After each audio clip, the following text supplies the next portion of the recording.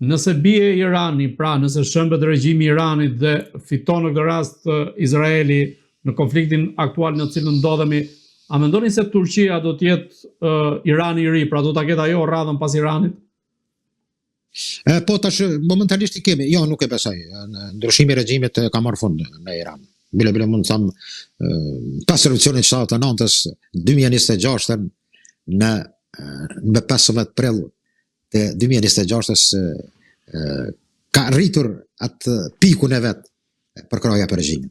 Është çështje e përfunduar, sepse kemi një situatë kur kanë krijuar një simpati, mund të them edhe nga vendet përreth, jo nga regjimet, nga elitat e tyre shtetërore.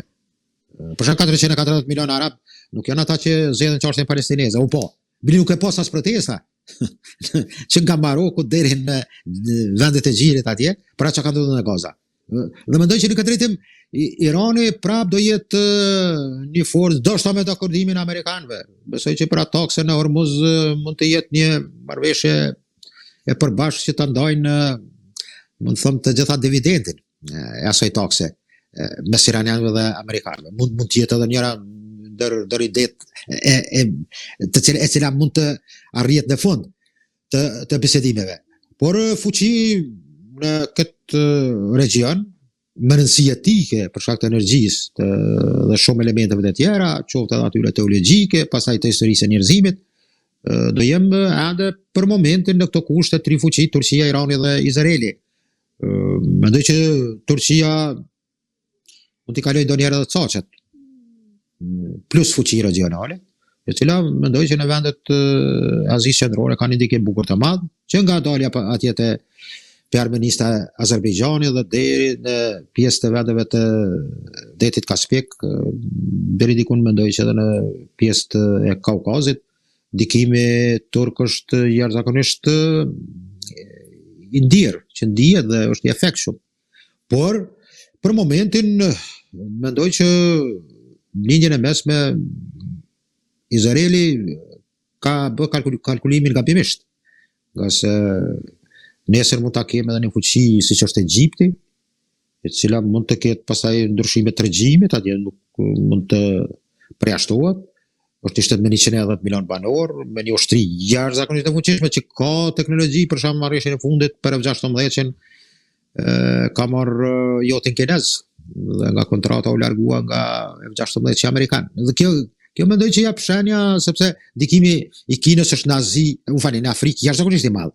Dhe kjo mendoj që mund të në decenët e ardhshme të prish balancat. Por për momentin kem tri fuqi regionale, e cila mendoj që Irani ka psuar dëme të mëdha në infrastrukturën sa i përket aviacionit, mbrojtjes kundërajrore dhe hajde dhe marinës ta quajmë, meqense marina iraniane nuk dihet çka ka në brigjet e mshefta rreth porteve të tyre dhe në ujë. Dikon përmbi 20 nëndece ka Irani, mini nëndece, të cilat janë efektive dhe në lëvizje operative. Dhe për momentin mendoj që të jemi shkurtur, do ballafaqohemi me tri fuqi të cilat në një farë mënyrë do janë gjithë të gatshme për të krijuar probleme dhe për të ndeshur mes tyre. Zoti Bilali, mes këtyre konflikteve intensive, zhvillimeve dinamike, por edhe rrezikut të madh që ndodhet shpeshherë në prag, sa të përgatitur janë shqiptarët në rajonin e Ballkanit Perëndimor, kryesisht shqiptarët e Kosovës dhe shqiptarët e Shqipërisë, sa i përket kërcënimeve që mund të vinë nga fqinjtë e tyre, përmendim këtu faktin që Serbia po armatoset vazhdimisht nga Kina me raketa dhe nga Rusia. Dhe në këtë rast, çfarë po bëjnë vetë shqiptarët? Po, zoti Gjuku, këtë drejt vetëm më fal 3 sekonda të them, ajo që ka të ndodhur mes Izraelit dhe Turqisë, pikë ky që do jetë Shami, Siria. Ato do ndeshen. Ato do të filloj belaja rreth Sirisë, sepse ka një mund të thonë rivalitet në pjesë druse pasaj në errësira e Golanit, që është e okupuar nga Izraeli, dhe këtu mund të jetë ajo për thoma parë që përleshja e ashme do bëhet në tokën e Sirisë përmes invadimit turk dhe ndeshjes së këtyre dy forcave. Po ke drejt ne shqiptarët kemi një Shqipëri në NATO, i Kosovë me trupa të kontingjentit të vendeve të NATO-s, por ende pa pranuar dhe pa konsoliduar në aspektin e ombrellës së sigurisë, që janë ambicjet të Kosovës të jetë pjesë e NATO-s. Thom drejtën, një lloj ta quaj kështu sigurusi e kemi në një pol ku realisht ka të lashet e veta. Kur flasim për NATO-n, mendoj që edhe Trump, deklaratat e tia nuk lejnë shumë shpresë për me qenë se nuk i marrë që ndoshta janë tamam serioze, që mund të ndodha e shka përderdhje e NATO-s, por shenjat nuk duken të mira. Por mund ta kemi një lëvizje tjetër e cila nga evropianët do themelohet një ushtri e Evropës me inicimin e francezëve, apo mund të them me rolin kyç të francezëve së bashku me gjermanët dhe britanikët. A do ndodh kjo dhe kur do ndodh kjo, besoj që vetëm kanë hyrë në përpunimin apo në analizën për të startuar me një organizim të tillë. Ne shqiptarët në një farë mënyrë mendoj që ende me amerikanët kemi shpresat e mëdha që të jenë ajo ombrella mbrojtëse e tokave shqiptare, apo dy shteteve në këtë rast, po dhe pjesës tjera të shqiptarë në Maqedoni, Malzi dhe në Serbinë Jugore.